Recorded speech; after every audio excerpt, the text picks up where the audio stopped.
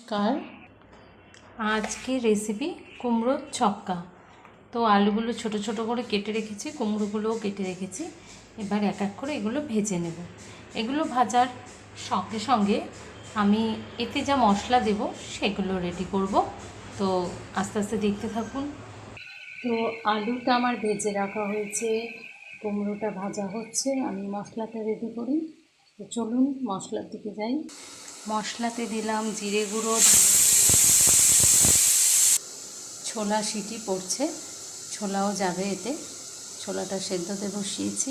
তো ধনে গুঁড়ো, জিরে গুঁড়ো দিয়েছি, পরিমাণ মতো লঙ্কা, নুন আর একটা পেঁয়াজ, আর রসুনটা থেতো করে দেওয়া হবে, এখানে পেঁয়াজটা পেস্ট হবে।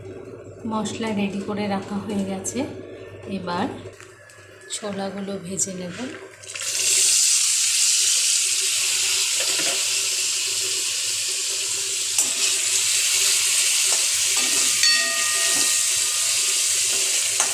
ছোলাগুলো ভাজা হতে থাকুক, নেক্সট আমি দেখাচ্ছি। ছোলাগুলো ভাজা হয়ে গেল, তো এখানে দিয়ে দেব আমি 5 ফোড়ন।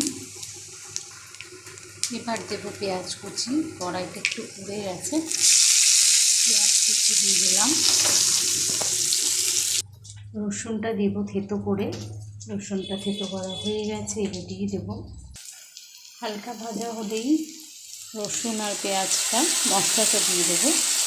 এবার মশলাটা একটু ভাজা ভাজা হলে তারপর আলুটা দেবো, কুমড়োটা দিয়ে কষিয়ে জল দিয়ে দেবো। এটা মাখা মাখা হবে, যেন ঝোল তরকারি নয়।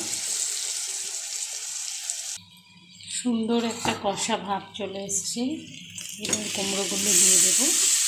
এখনও সেই লাল লাল কালারটা আসেনি। লাল লাল কালার আসার জন্য আমি সানরাইসের ক্যাচ মশলা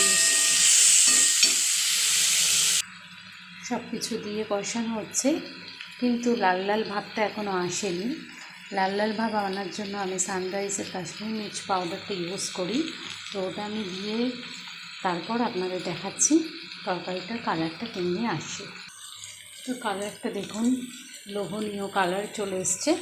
এবার আমি দেব কসুরি মেথি, এটা এভারেস্টের কসুরি মেথি। কসুরি মেথিটা সামান্যই দিয়েছি। এবার এতে দেব একটু পরিমাণ মতো মিষ্টি।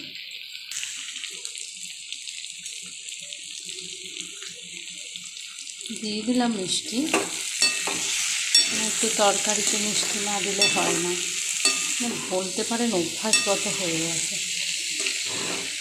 তো এবার একটু জল দিয়ে দেব। সম্পূর্ণ রেডি হয়ে গিয়েছে একটা লোভনীয় কুমড়োর ছক্কা।